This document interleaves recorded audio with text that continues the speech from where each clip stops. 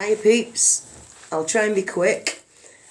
Right, who's heard of something that the kids are now getting called long COVID?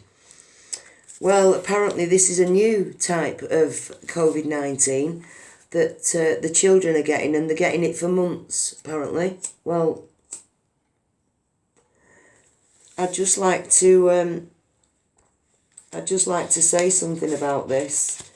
And also the 25-year-old Nevadan lad who got bad COVID twice.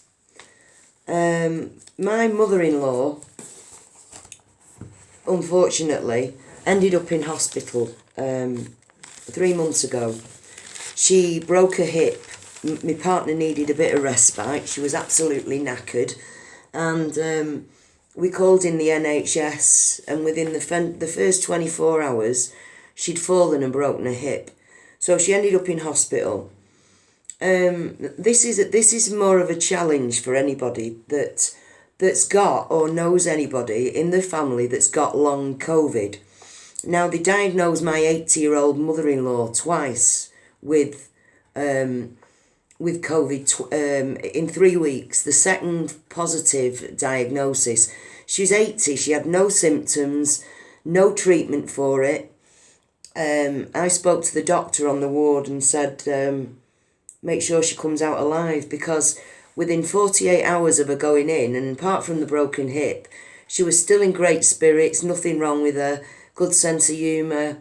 Within 24 hours, they were ringing the family and asking if they could put do not resuscitate above her bed. You know, there was not a thing wrong with her. So then they also left her in bed for 2 weeks, telling us that she was poorly, she had Parkinson's, she's a smoker. She's not had a cigarette for 18 months because we used to hide them. She didn't even know where they were. So they tried to pull that one as well. She's a smoker. She's got Parkinson's. She's suffering at the moment because she's on tablets that are making her hallucinate, is what's happening. The young kids are going in there 3-4 times a day for 5 minutes when they should be in there for half an hour. NHS nurses, 20-year-old, that have never dealt with Alzheimer's patients before, never dealt with anybody that needs any kind of specialised attention. And it's shocking what's going on. They're wrecking the house. They broke the washer, the tumble dryer, the pantry doors. They're just useless, these kids. They should not be anywhere near old people at all. It's diabolical what's going on. And I had a nursing home 20 years ago, for 20 years. And I know what doctors are like when it comes to old people and saving their lives. The first sign of a wheeze, and they're telling you to take them off the tablets, stop feeding them, and only give them a drink if they want one. Doctors are vile towards old people, most of them. Not all of them, obviously. I'm not saying that for a minute. Like, I'm not saying that all nurses that work for the NHS are out of order and are vile. But I have heard some very, very disturbing stories about friends and relatives that have been in that hospital that have been disgustingly treated. Disgusting. Terrifying what's happened to them. Really terrifying. So, long COVID. The symptoms are exactly the same as what I get from the Wi-Fi. Overheating, heart pain, chest pain, your heart banging like mine is now. Bang, bang, bang. And when you get nearer and nearer to the iPad or the phone, or there's more than one phone in the room, it bangs even more. So these kids are going to school, they've all got a phone. Imagine the Wi-Fi in that room.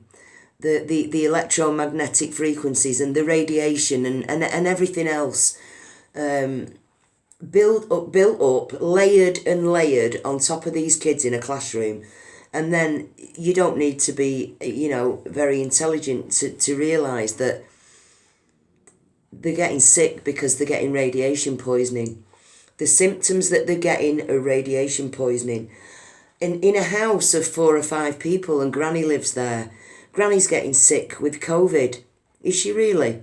How much Wi-Fi have you got going on in there? The kids have not got viral-like symptoms. They've got radiation poisoning symptoms. The way the body's reacting is exactly the same as mine reacts to this technology. Blinding headaches, eye pain, pressure in your nose, ears, like they're going to bleed, chest pain, palpitations, it even affects your bowels. It gives me like wind everywhere. It's awful. Really, really shocking. So when they disclosed these new symptoms the day before yesterday, straight away I recognised everything that they were talking about. So I want to speak to anybody that's been diagnosed with long COVID or bad COVID, if you've been diagnosed positive twice. And I want to know what technology you're using and how much of it is in your house. I'd like to do a little questionnaire, please, with anybody that's interested. Do you have COVID-19 symptoms? Have you been diagnosed positive and you're not ill? Contact me, message me, like the video, subscribe, share it with your mates. My mother-in-law, twice in the hospital with a broken hip. They diagnosed her twice positive in 3 weeks, tried to put a DNR sign above her bed within 48 hours. She came out alive, but because they'd left her in bed and catheterised her, rather than being bothered to get her up and walk her about, she's now bedridden, thanks to the NHS. So, yeah, really, really pleased with the NHS. Yeah. So, anyway, she was abused in hospital. She wasn't fed. She couldn't reach the tray. They used to bring her food and take it away without her finishing it. Old people are dying in hospital because they're not being looked after. They're being left, is what's going on. Do some research. Please contact me about the long COVID, or if you've got a family member, an elderly family member who has been diagnosed with no symptoms, but she's heated up, she's got any of the following symptoms, any of the symptoms that I've just told you about. If anyone in your family or you has got these symptoms, contact me. My email address, joellamcquaid70@gmail.com. Also, I'm sorting a PayPal out because a few of you have asked me how you can help, and I'm over the moon about that. That I need help with so many things. The radiation paint for my flat I just can't afford that.